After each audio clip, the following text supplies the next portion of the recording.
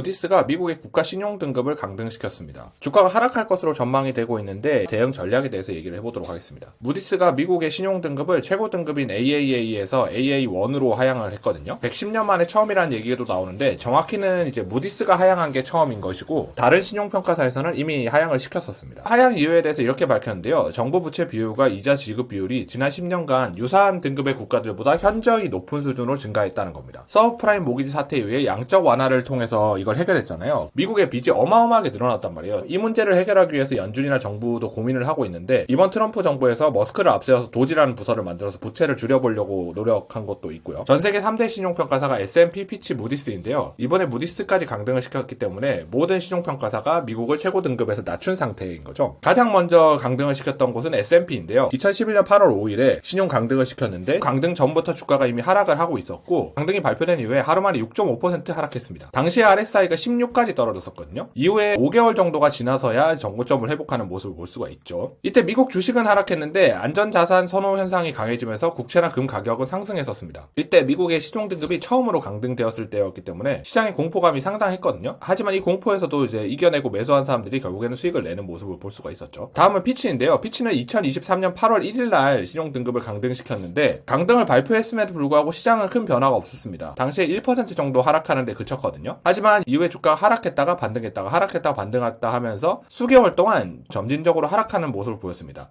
그런데 이 폭이 그렇게 크진 않아요. 다 합치면 한 9% 정도 되거든요. 조정이 한 3달 정도 지속이 됐고 바닥을 찍은 이후에 한 달 만에 정고점을 회복하기도 했습니다. 이것처럼 이제 처음에는 큰 충격이 왔지만 두 번째는 그렇게까지 큰 충격은 아니었거든요. 이번에 신용등급 강등 소식이 전해지자 애프터마켓에서 1% 정도 하락하는 모습을 보였습니다. 오늘이 토요일이라서 바로 시장의 반응을 볼 수는 없는데 제 의견으로는 신용등급 강등 자체는 처음이 아니라서 큰 문제는 아니라고 생각합니다. 문제는 최근에 시장이 좀 반등이 나왔다는 거죠. TQQQ를 기준으로 보면 아직 정고점은 도달하지 못했지만 100% 반등이 나왔거든요. 슬슬 조정이 한번 오겠다라는 의견들도 있는 상황입니다. 이런 상황에 마침 신용등급 강등 소식이 나왔기 때문에 이거를 재료로 잠깐 조정을 줄 가능성도 있다는 거죠. 기본적으로 저는 낙관론자이기 때문에 이번 신용등급 강등으로 해서 지수가 폭락하거나 전저점을 깰 정도로 하락하지는 않을 거라고 생각합니다. 오히려 하락을 하면은 좋은 매수 기회가 될 수 있을 거라고 생각을 하거든요. 대응 전략에 대해서 얘기를 해보자면요. 바닥이나 천장을 우리가 정확하게 맞출 수는 없습니다. 그렇기 때문에 저는 많이 떨어지면 모아가고 많이 올라가면 조금씩 파는 식으로 리밸런싱을 계속해서 진행을 하거든요. 그렇게 올라간 주식을 팔아서 확보한 현금으로 다시 떨어진 주식을 사고 이런 식으로 반복하는 겁니다. 타이밍을 정확하게 맞출 수 없는 제 실력으로는